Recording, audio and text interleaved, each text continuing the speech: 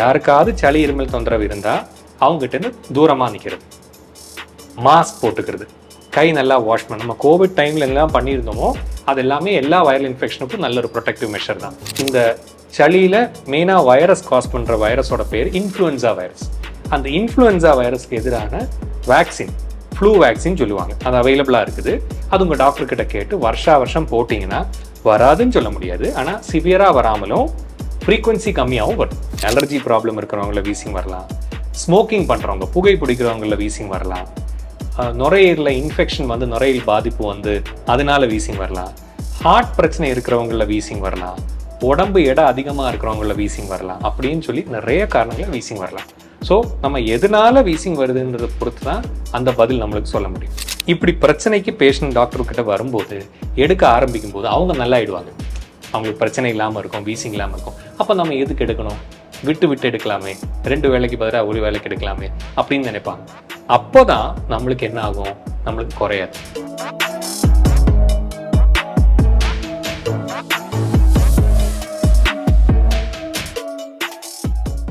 ராணி நேயர்களுக்கு வணக்கம். பொதுவாகவே இந்த மழை காலத்தில் பார்த்தீங்கன்னாக்கா பொதுமக்களுக்கு ஏற்படக்கூடிய ஒரு முக்கியமான ஒரு பிரச்சனை என்னென்னு பார்த்தீங்கன்னாக்கா, ஒன்று சளி தொந்தரவு, 2வது வந்து அவங்க தொடர்ந்து இருமிக்கிட்டே இருக்கிறது, விட்டு காய்ச்சல் வர்றது, தொடர்ந்து தும்மிக்கிட்டே இருக்கிறது, இப்படிப்பட்ட பல்வேறு விதமான சுவாச கோளாறு சம்பந்தமான பிரச்சனைகள் ஏற்படலாம். அது மாத்திரமல்ல, வீசிங் பிரச்சனை இருக்கிறவங்க, இந்த மாதிரி அந்த சைனஸ் பிரச்சனையில் இருக்கிறவங்க, இன்னும் அந்த சளி தொந்தரவுகளுக்கெல்லாம் வந்து இந்த குளிர்காலத்தில் வந்து சமாளிக்க முடியாத ஒரு உபாதைக்குள்ளே அவங்க கடந்து போக நேரிடும். இந்த மாதிரியான காரியங்களுக்காக தொடர்ந்து நுரையீரல் சம்மந்தமாக, அப்புறம் சுவாச கோளாறு உள்ளவங்க, இதனோட பிரச்சனைகளுக்கு சரியான தீர்வு என்ன, இதுக்கு உண்டான வழிமுறைகள் என்ன அப்படின்றத நம்ம வந்து இன்றைக்கி நம்ம நிகழ்ச்சியில் நுரையீரல் சிறப்பு சிகிச்சை மருத்துவர் டாக்டர் அவினாஷ் நம்மோட கூட இணைஞ்சிருக்காரு. அவர்கிட்ட இதுக்குண்டான நம்மளுடைய சந்தேகத்தையும் அதுக்குண்டான கேள்வி பதிலும் நம்ம கேட்டு தெரிஞ்சுக்கலாம். வாங்க. வணக்கம் டாக்டர். டாக்டர், இப்போ இந்த பொதுவாக அந்த குளிர்காலத்தில் பார்த்தீங்கன்னாக்கா நிறைய பேருக்கு வந்து சளி தொற்று இருக்கும், அப்புறம் வந்து வீசிங் ட்ரபிள் இருக்கும். இந்த மாதிரியான பிரச்சனைகளுக்கு வந்து நீங்கள் சொல்லக்கூடிய தீர்வு என்ன? சாதாரணமாக ஒரு நான் கேட்குறது, இப்போ முதல்ல கேட்குறது சாதாரணமாக வரக்கூடிய சளி தொற்று, வீசிங் ட்ரபிள், இதுக்கு நீங்கள் சொல்லக்கூடிய தீர்வு என்ன வரும் டாக்டர்?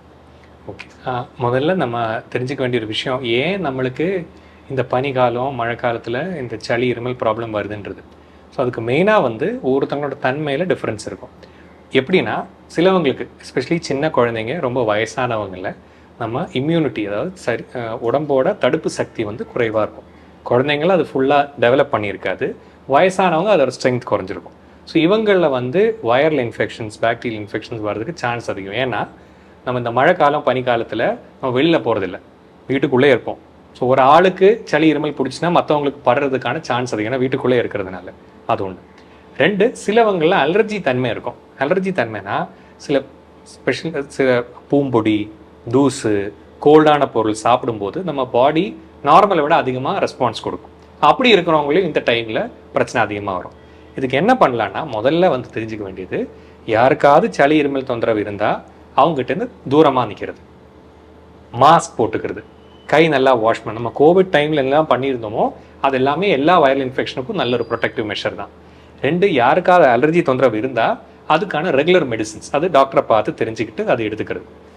3 வந்து இந்த சளியில் மெயினாக வைரஸ் காஸ் பண்ணுற வைரஸோட பேர் இன்ஃப்ளூயன்சா வைரஸ். அந்த இன்ஃப்ளூயன்சா வைரஸ்க்கு எதிரான வேக்சின், ஃப்ளூ வேக்சின் சொல்லுவாங்க, அது அவைலபிளாக இருக்குது. அது உங்கள் டாக்டர்கிட்ட கேட்டு வருஷம் போட்டிங்கன்னா வராதுன்னு சொல்ல முடியாது, ஆனால் சிவியராக வராமலும் ஃப்ரீக்வன்சி கம்மியாகவும் வரும். சரி டாக்டர், இப்போ பொதுவாகவே பார்த்தீங்கன்னாக்கா நிறைய பேருக்கு வந்து வீசிங் ப்ராப்ளம் வந்து பெரிய பிரச்சனையாக பார்க்குறாங்க. இந்த வீசிங் பிரச்சனை வந்து அவங்க பை பர்த்லேயே வர்றதா, இல்லை வந்து அதுக்கப்புறமா வந்து நீங்கள் சொல்கிற மாதிரி தொற்றுல வர்றதா டாக்டர்? இது எப்படி, இதுக்கு தீர்வே கிடையாதா? நிறைய பேருக்கு வந்து பார்த்தீங்கன்னாக்கா அந்த இன்ஹேலர் வச்சுருப்பாங்க, ஸ்பேசர் வச்சுருப்பாங்க. ஸோ இது இல்லாமல் அவங்களால இது பண்ண முடியாதா? இதுக்கு எதனா மாற்று வழிமுறைகள் எதனா இருக்கா? ஸோ நம்ம மெயினாக தெரிஞ்சுக்க வேண்டியது, இந்த வீசிங்ன்னு சொல்கிறது வந்து அது ஆக்சுவலி ஒரு சிம்டம், அதாவது ஒரு நோயோட அறிகுறி. அது ஒரு நோய் கிடையாது. இப்போ ஜுரம்னு சொல்கிற மாதிரி. ஸோ ஜுரம் ஆக்சுவலி ஒரு வியாதி கிடையாது. பல காரணத்தில் ஜுரம் வரும். எந்த காரணத்தில் ஜுரம் வருதுன்னு பார்த்து தான் அதுக்கு சிகிச்சை. நாம் என்ன ஜுரம்னு சொல்லி தான் டாக்டர்கிட்ட போவோம். ஆனால் அவங்க ஒரு சில முறைகள் பார்த்து டெஸ்ட் பண்ணி ஜுரத்தோட காரணம் கண்டுபிடிச்சி ஒவ்வொரு ஜுரத்துக்கும் நம்ம ட்ரீட்மெண்ட் வித்தியாசம். அதே மாதிரி இந்த வீசிங் சொல்கிறதும் நிறைய காரணத்தில் வரலாம். இப்போது முதல்ல சொன்ன மாதிரி அலர்ஜி ப்ராப்ளம் இருக்கிறவங்கள வீசிங் வரலாம், ஸ்மோக்கிங் பண்ணுறவங்க, புகை பிடிக்கிறவங்கள வீசிங் வரலாம், நுரையீரலில் இன்ஃபெக்ஷன் வந்து நுரையீரல் பாதிப்பு வந்து அதனால வீசிங் வரலாம், ஹார்ட் பிரச்சனை இருக்கிறவங்கள வீசிங் வரலாம், உடம்பு எடை அதிகமாக இருக்கிறவங்கள வீசிங் வரலாம் அப்படின்னு சொல்லி நிறைய காரணங்களில் வீசிங் வரலாம். ஸோ நம்ம எதனால வீசிங் வருதுன்றதை பொறுத்து தான் அந்த பதில் நம்மளுக்கு சொல்ல முடியும். இதுலேயே காமனஸ்ட் பார்ட் வந்து இந்த அலர்ஜிக் ப்ராப்ளத்தில் வருது. நம்ம முன்னாடி சொன்ன மாதிரியே அலர்ஜிக் ப்ராப்ளத்தில் மெயினாக வந்து எதனால நம்மளுக்கு அலர்ஜி வருது நம்ம கண்டுபிடிக்கணும். அது கொஞ்சம் சிரமம், அது ஈஸி கிடையாது. ஏன்னா 100 பேரை எடுத்தால் நம்ம 40 பேரில் தான் பின் பாயிண்ட் பண்ணி இதனால வருதுன்னு சொல்ல முடியும்.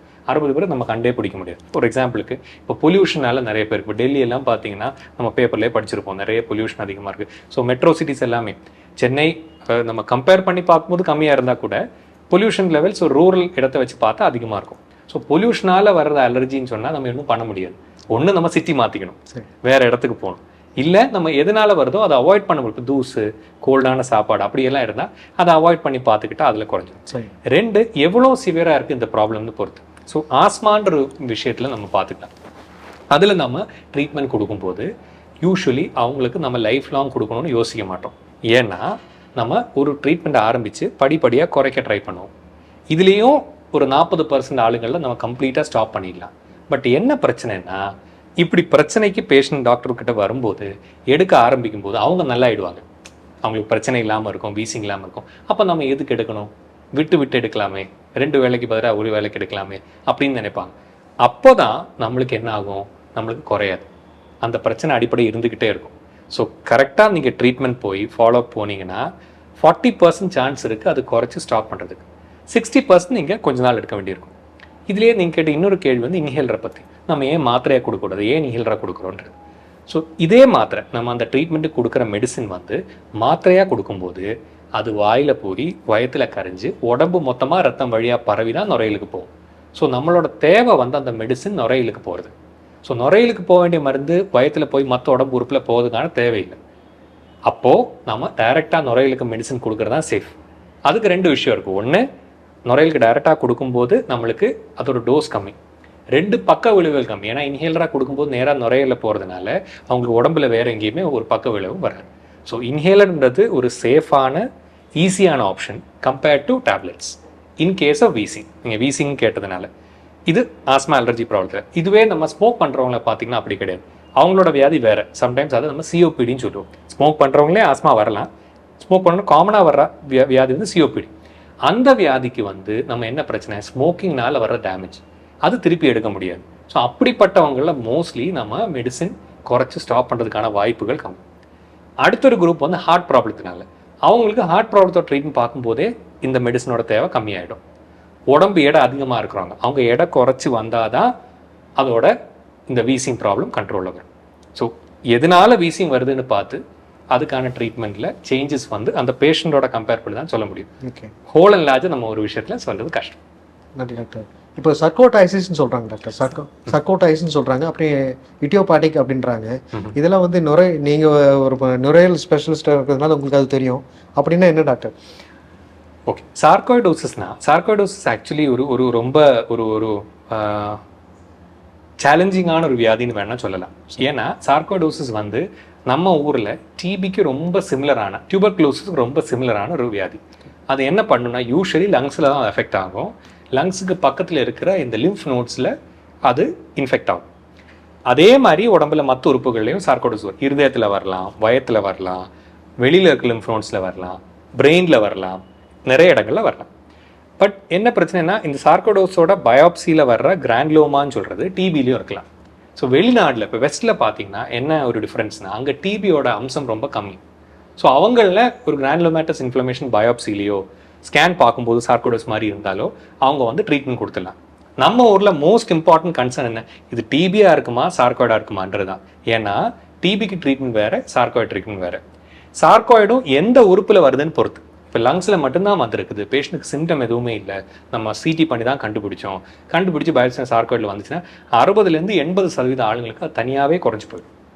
20% ஆளுங்கள், அதாவது ஹார்ட்டில் பாதிப்பு வந்திருக்கு, பிரெயினில் பாதிப்பு வந்திருக்கு, அந்த சார்காய்டு வந்ததுனால கால்சியம் லெவல் அதிகமாகுது, இல்லை வேறு சிம்டம்ஸ் நிறையா இருக்குன்னா மட்டும்தான் நம்ம ஸ்டீராய்டு மாத்திரை கொடுப்போம். அதுவும் ஒரு மாத்திரை ஒரு டோஸில் ஆரம்பித்து படிப்படியாக நம்ம குறைச்சி கொண்டு வருவோம். அதான் சார்காய்டு போகணும். பட் இதுவே ஹார்ட்டுக்கு பிரெயினுக்கு எஃபெக்ட் ஆன சார்காய்டுனா ட்ரீட்மெண்ட் ரொம்ப நாள் போக வேண்டியிருக்கும். அதுலேயும் ஹார்ட்டுக்கு பம்பிங் வேரியேஷன் எல்லாம் வரலாம், அப்படி பிரச்சனைகள் வரலாம். இடியோபதிக்னா ஆக்சுவலி அது நம்ம என்ன சொல்றதுன்னா, ஒரு வியாதிக்கு காரணம் கண்டுபிடிக்க முடியாததான் நம்ம இடியோபதிக்னு சொல்லுவோம். ஸோ நிறைய வியாதிகள் இடியோபதிக்ன்ற கிரைட்டீரியாவில் வரும். ஏன்னா எதனால அவங்களுக்கு அந்த வியாதி வருது, எந்த காரணத்தினால வருது நம்ம கண்டுபிடிக்க முடியாது.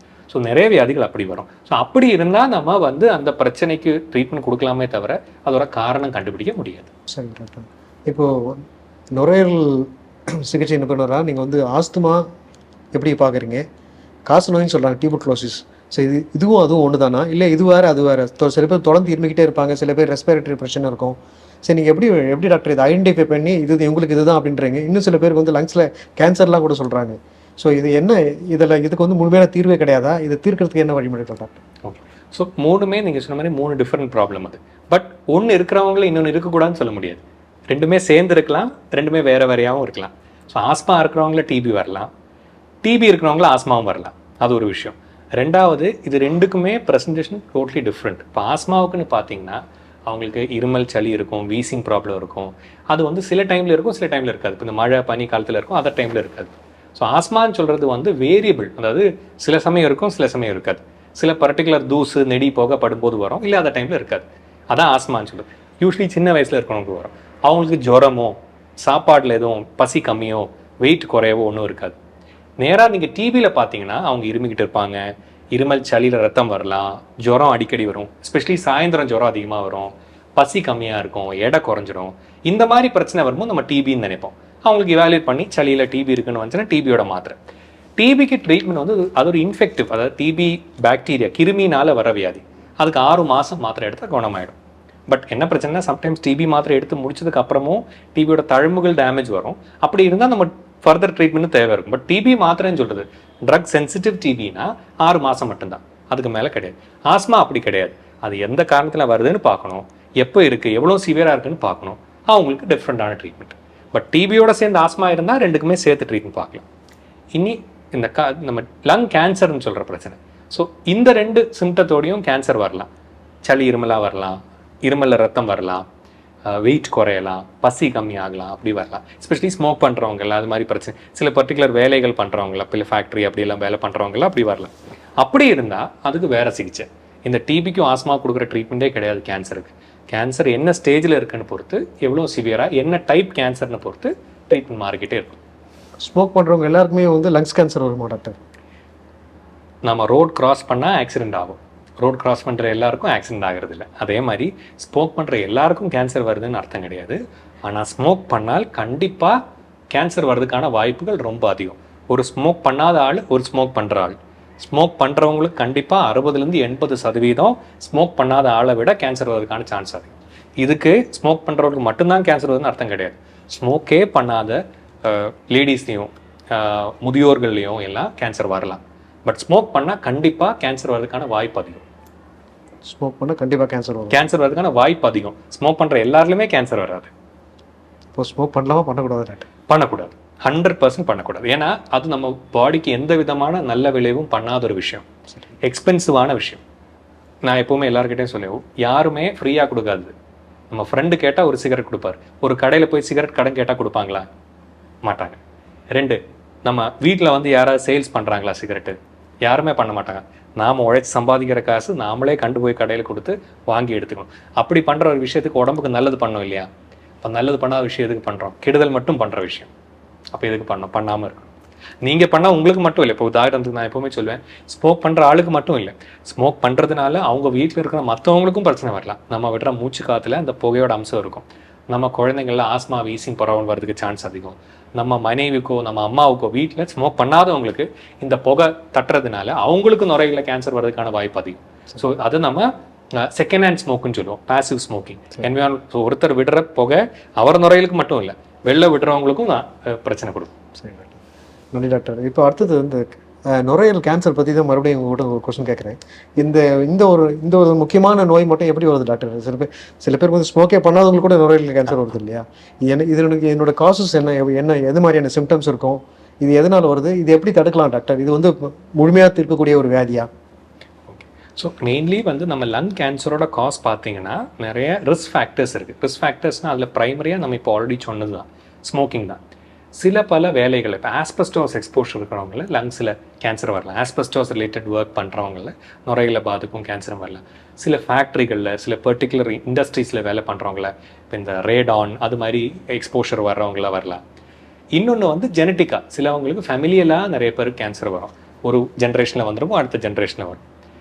இது எல்லாமே ஒரு 70-80% தான் இந்த காரணத்தினால, இந்த பிரச்சனைனால நம்மளுக்கு வருதுன்னு சொல்ல முடியும். ஒரு 20% கேன்சர் நம்ம லாஸ்ட் டைம் சொன்ன மாதிரி இடியோபதிக்குன்ற காசில் எதனால வருதுன்னு நம்ம கண்டுபிடிக்க முடியும். எஸ்பெஷலி இப்போ என்ன கண்டுபிடிச்சிருக்காங்கன்னா, கேன்சர்லேயே வகைகள் நிறைய இருக்குது. இப்போ ஸ்மால் செல் கேன்சர், நான் ஸ்மால் செல் கேன்சர் இருக்குது. அந்த நான் ஸ்மால் செல்லையே அடினோ கார்சினோமா, ஸ்குவாமஸ் செல் இருக்குது. இதில் அடினோ கார்சினோமான்றது ஸ்மோக் பண்ணாத லேடிஸில், அதுவும் நுரையில கட்டி மாதிரி இல்லாமல் நுரையில தண்ணி மாதிரி சேர்ந்து வரலாம். ஸோ அப்படி வந்தால் அது கூட இதுவாக வரலாம். திருப்பி என்ன ட்ரீட்மெண்ட்னு கேட்டிங்கன்னா, அது கேன்சரோட ஸ்டேஜ் பொறுத்து இருக்கும். இனிஷியல் ஸ்டேஜில் 4 ஸ்டேஜ் இருக்குது. 1-2 ஸ்டேஜுகளில் என்னென்னா, நம்ம கேன்சருக்கு ஆப்ரேஷன் பண்ணி கீமோதெரப்பி கொடுத்து க்யூர் பண்ணிடலாம். பட் என்ன கஷ்டம்னா, நிறைய கேன்சர் பேஷண்ட்ஸ் இந்த ஃபர்ஸ்ட் அண்ட் செகண்ட் ஸ்டேஜில் நம்ம வர்றதே இல்லை. நம்மக்கிட்ட வரும்போது எப்பவுமே 3rd and 4th ஸ்டேஜ் தான். ஸோ 3rd and 4th ஸ்டேஜில் கேன்சருக்கு சர்ஜரி பண்ண முடியாது. மோஸ்ட் ஆஃப் த டைம் பண்ண முடிகிற கேஸும் இருக்குது, பட் ஆனால் ரொம்ப ரேராக தான். 3-4 ஸ்டேஜில் வரும்போது உடம்புல மற்ற உறுப்புகளையும் அந்த கேன்சர் பரவி இருக்கும். அப்போ வந்து நம்ம அதை க்யூர் பண்ண முடியாது. பேஷண்ட்டை கம்ஃபர்டபுளாக வைக்கிற ட்ரீட்மெண்ட் தான் கொடுக்க முடியும். ஆனால் இப்போ லாஸ்ட் ஒரு 10-20 வருஷத்துக்குள்ளே என்ன ஆயிடுச்சுன்னா, இந்த கேன்சருக்கே நம்ம பர்டிகுலர் மெடிசின்ஸ் அந்த டிஷ்யூவில் வந்து பாசிட்டிவாக இருந்தால் கொடுக்குற மெடிசின்ஸ் இருக்குது. இதை பர்சனலைஸ் தெரப்பின்னு சொல்லுவாங்க. ஸோ ஏதாவது மாலிக்யூல் பாசிட்டிவ் இருந்தால் அதுக்கு தகுந்த மாதிரி மாத்திரை கொடுக்குறது. ஸோ நிறைய சேஞ்சஸ் ஓவர் த இயர்ஸ் வந்துக்கிட்டு இருக்கு, இனிமேலும் வந்துக்கிட்டு இருக்கும். ஆனாலும் உலகத்திலேயே பார்த்தீங்கன்னா கேன்சர்லேயே ரொம்ப மரண ரேட், மார்ட்டாலிட்டி ரேட் அதிகமான கேன்சர் எதுன்னு கேட்டிங்கன்னா லங் கேன்சர் தான். மற்ற கேன்சர் இப்போ தைராய்டெலாம் வச்சு கம்பேர் பண்ணிங்கன்னா, பிரஸ்ட் வச்சு கம்பேர் பண்ணிங்கன்னா அவ்வளோமா ட்ரீட்மெண்ட் ஆப்ஷன்ஸ் கிடையாது. ஏன்னா ஒரு காரணம், அது யூஸ்வலி லேட்டாக தான் பேஷண்ட்ஸ் வருவாங்க. 3வது ஸ்டேஜ் 4வது ஸ்டேஜில், ஏர்லி ஸ்டேஜில் வரமாட்டாங்க. ஸோ அதுக்கு நம்ம என்ன பண்ண முடியும்னா, ஏதாவது அறிகுறி, இப்போ நான் முன்னாடி சொன்ன மாதிரி இருமல் இருக்குது, சளியில் ரத்தம் வருது, நீங்கள் ஸ்மோக் பண்ணுற ஆள், சடனாக உங்களோட ஆப்பிடைட் குறைஞ்சிச்சு, வெயிட் குறைஞ்சிச்சு, ஏதாவது பிரச்சனை இருந்துச்சுன்னா டாக்டரை பார்த்து முதல்ல டிபி ரூல் அவுட் பண்ணிடணும். டிபி ரூல் அவுட் பண்ணதுக்கப்புறம் அடுத்த காஸ்ன்னு சொல்லி நம்ம எப்போவுமே கேன்சர் தான் யோசிப்போம். அதுக்கான ஸ்கேன் மற்றதெல்லாம் பண்ணிப்பாங்க. ஏர்லியராக பண்ணால் பெட்டர். Thank you doctor. அடுத்தது இப்போ நுரையீரல் ஃபைப்ரோசிஸ்ன்னு சொல்கிறாங்க டாக்டர். அப்படின்னா என்ன டாக்டர்? இது ஆட்டோ இம்யூனோட சிஸ்டத்தை வந்து பாதிக்குது அப்படின்றாங்க. இது அப்படின்னா என்ன? எங்களுக்கு அது சில மெடிக்கல் டேர்ம்ஸ்லாம் உங்களுக்கு மட்டும் தான் தெரியும். அப்படிலாம் சொல்கிறாங்க, சில வார்த்தைகள் சொல்கிறாங்க. அப்படின்னா என்ன நுரையீரல் ஃபைப்ரோசிஸ்ன்னு? நுரையீரல் ஃபைப்ரோஸ்னால் நம்ம மெயினாக பார்க்குறது வந்து இண்டஸ்ட்ரியல் லங் டிசீஸ்ன்னு சொல்லுவாங்க. ஓகே. அது வந்து என்னென்னா, நுரையீரலில் தழும்பு வந்து சுருக்கம் வருது. ஓகே. தழும்புகள் வந்து. ஸோ இதுக்கு நீங்கள் சொன்ன மாதிரி, முதல்ல சொன்ன மாதிரி இடியோபதிக் பல்மனரி ஃபைப்ரோஸ்ன்னு சொல்லதான் உலகத்திலே காமனான ஒரு கண்டிஷன். அந்த பேர் மாதிரியே இடியோபதிக்குன்னு இருக்கிறதுனால அதோட காரணம் யாருக்குமே தெரியாது. பட் இது யூஸ்வலாக ஸ்மோக்கிங் பண்ணுறவங்க இது அதிகமாக வரும். ஆம்பளைங்களில், மேல்ஸில் அதிகமாக வரும். ஒரு 50 வயசுக்கு மேலே இருக்கிறவங்களில் மூச்சு கஷ்டம் இருக்கலாம், நடந்தால் படிக்கட்டு ஏறினா மூச்சு வாங்குறது, நம்ம பார்க்கும்போது எல்லாம் நிறைய அதோட அறிகுறி இருக்கும். ஸ்மோக் பண்ணியிருப்பாங்க, அப்படி இருக்கணும் வரும். இதுக்கு நம்ம இப்போ ட்ரீட்மெண்ட் சொல்கிறது 100% குணப்படுத்த முடியறதுக்கான மருந்துகள், மாத்திரைகள் கிடையாது. அந்த சுருக்கத்தோட ரேட், அதாவது ஃபைப்ரோசிஸ் வந்து சுருக்கம் அளவு அதிகமாகிற பிரச்சனையை வந்து குறைக்கிறதுக்கான டேப்லெட்ஸ் இருக்குது. ஆன்டி ஃபைப்ரோட்டிக்ஸ்ன்னு சொல்லுவாங்க. 2 லங்ஸை மாற்றி வைக்கணும். ரொம்ப முத்தி போச்சுன்னா டிரான்ஸ்பிளான்டேஷன், லங்ஸை மாற்றி இன்னொரு லங் எடுத்துக்கணும். அதான் ட்ரீட்மெண்ட். இந்த ஐஎல்டின்னு சொல்கிறது நிறைய வியாதிகள், அதாவது 300க்கு மேலான வியாதிகளுக்கு நம்ம ஐஎல்டின்னு சொல்லுவோம். அதில் ஒரு டைப் தான் இந்த ஐபிஎஃப்ன்றது, idiopathic pulmonary fibrosis. So commonest வந்து இந்த அதில் நிறைய காரணங்களை வரலாம். ஒன்று இந்த joint autoimmune problem, connective issues disease, joint pain, அது மாதிரி பிரச்சனைகள் வந்து அதில் நுரையீரல் சுருக்கம் வரலாம். சில மாத்திரைகள், சில பர்டிகுலர் வியாதிக்காக போடுற மாத்திரைகள் போட்டால் நுரையீரல் சுருக்கம் வரலாம். கேன்சருக்கு ட்ரீட்மெண்ட் எடுத்தால் நுரையீரல் சுருக்கம் வரலாம். முன்னாடி நம்ம கேன்சருக்கு சொன்ன மாதிரி சில பர்டிகுலர் ஆக்குபேஷனல் சில வேலைகள் பண்ணுறவங்கள நுரையீரல் சுருக்கம் வரலாம். சிலவங்களில் வந்து சில பல வியாதிகள் இப்போ வந்தீங்கன்னா பார்த்தீங்கன்னா ஜெனட்டிக்காகவும், அவங்க பிறப்பிலேயே அவங்களோட நுரையிலையும் லிவர்லையும் எல்லாம் பாதிப்பு இருக்கலாம், அவங்களுக்கு சுருக்கம் வரலாம். ஸோ எதனால அந்த நுரையீரல் ஃபைப்ரோசிஸ் வந்ததுன்னு பார்த்து ட்ரீட்மெண்ட் வித்தியாசம். இப்போ இந்த ஐபிஎஃப்னு சொல்கிறதுல ட்ரீட்மெண்ட் கம்மி. ஆனால் இதுவே ஆட்டோ இம்யூன் ஜாயிண்ட் ப்ராப்ளத்தினால வர்ற நுரையீரல் சுருக்கம்னா அதுக்கு நல்ல ட்ரீட்மெண்ட் இருக்குது. இன்ஃபேக்ட் அவங்க அந்த ஜாயிண்ட்டுக்கு எடுக்கிற ட்ரீட்மெண்ட்டே லங்ஸுக்கும் வேலை செய்யும். ஸோ அதை எடுத்தாலே இந்த சுருக்கம் படிப்படியாக கொஞ்சம் கண்ட்ரோலில் இருக்கும். Thank you doctor. இப்போது அடுத்தது பார்த்தீங்கன்னா, நீங்கள் சொல்கிறீங்க நுரையீரல் ஃபைப்ரோசிஸ்ன்னு சொன்னீங்க. இது வந்து இந்த மாதிரியான சுருக்கம்ன்றது வந்து இப்போ ஸ்கின்ல வந்து சுருக்கம் வருது, அதுமாரி லங்ஸில் சுருக்கம் வந்தாக்கா, நீங்கள் சொன்னீங்க கொஞ்சம் நேரத்துக்கு மட்டும் சொன்னீங்க இல்லையா, நுரையீரல் டிரான்ஸ்பிளான்ட் வந்து சாத்தியமான ஒன்றா? அது இப்போது அதில் எந்த அளவுக்கு உங்களுக்கு வாய்ப்பு, வெற்றி வாய்ப்பு? வெற்றி வாய்ப்பு தான். நல்ல ஒரு கேள்வி தான் அது. பேசிக்லி இப்போ நம்ம பார்த்தீங்கன்னா நம்ம இப்போ சென்னையில் இருக்கோம். ஸோ நிறைய பேருக்கு தெரிய வேண்டிய ஒரு விஷயம் என்னென்னா, மற்ற உறுப்புகள் மாதிரியே கிட்னி லிவர் எல்லாம் மாதிரியே நுரையீரலுக்கும் டிரான்ஸ்பிளான்ட் ஆப்ஷன்ஸ் நிறையா இருக்குது. நமக்கு சென்னையிலேயே நிறைய ஹாஸ்பிட்டல்ஸ் அதை பண்ணுறாங்க. என்ன ஒரு டிஃப்ரென்ஸ்னால், ஒரு சாலிட் ஆர்கன் அதாவது லிவர் கிட்னி பார்த்தீங்கன்னா உயிரோடு இருக்கிற ஒரு ஆள்கிட்டேருந்து நம்ம ஒரு பாதி எடுத்துக்கலாம். ஒரு கிட்னி எடுத்துக்கலாம், இல்லை லிவரோட ஒரு பார்ட் எடுத்துக்கலாம். லங்ஸ் அப்படி பண்ண முடியாது. உயிரோடு இருக்கிற ஒரு ஆளோட லங்ஸ் நம்ம எடுக்க முடியாது. இறந்து போனோட ஒரு பிரெயின் டெட்டான இல்லை ரீசெண்டாக இறந்து போன்ற ஆளோட லங்ஸ் மட்டும்தான் எடுக்க முடியும். ஸோ அதில் ஃபஸ்ட்டே என்ன சேலஞ்சுனா, ஒரு பேஷண்ட் வந்து டிரான்ஸ்பிளான்ட் சென்டரில் போய் ரெஜிஸ்டர் பண்ணால் ஒரு லிஸ்ட்டு வச்சுருப்பாங்க. நிறைய விஷயங்கள் இருக்கும். அவங்களோட ஏஜ், அவங்களோட வியாதி என்ன, அவங்களோட மற்ற பிரச்சனைகள், இப்போ சுகர், பிபி, ஹார்ட் ப்ராப்ளம் எல்லாமே இருக்கா அப்படின்னு பார்த்து ஒரு ஸ்கோர் அலோகேட் பண்ணுவாங்க. ஸ்கோர் அலோகேட் பண்ணி அந்த லிஸ்ட்டில் டாப்பில் இருக்கிறவங்களுக்கு யாராவது டொனேட் பண்ணால் அவங்கள இருக்கிற மேலே இருக்கிறவங்களுக்கு அந்த லங்ஸ் கிடைக்கும்.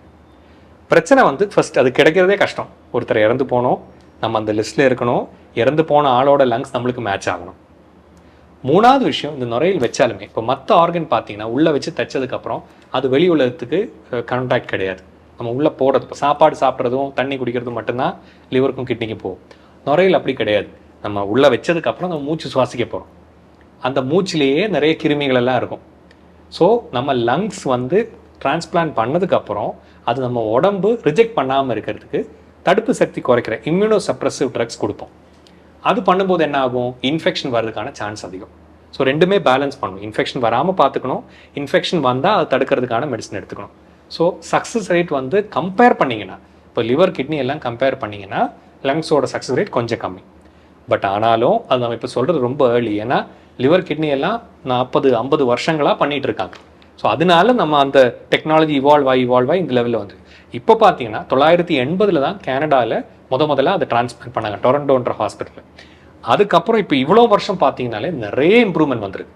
இன்ஃபேக்ட் நான் சொன்ன மாதிரி சென்னையிலே there are many centres transplant பண்ணுறது. ஸோ உங்களுக்கு வேறு மருந்து மாத்திரை எதுவும் வேலை செய்யலை, உங்களோட லங் வியாதி அவ்வளோ முத்தி போயிருக்குன்னா கண்டிப்பாக டிரான்ஸ்பிளான்ட் ஆப்ஷன் நாம் எக்ஸ்ப்ளோர் பண்ண வேண்டியது.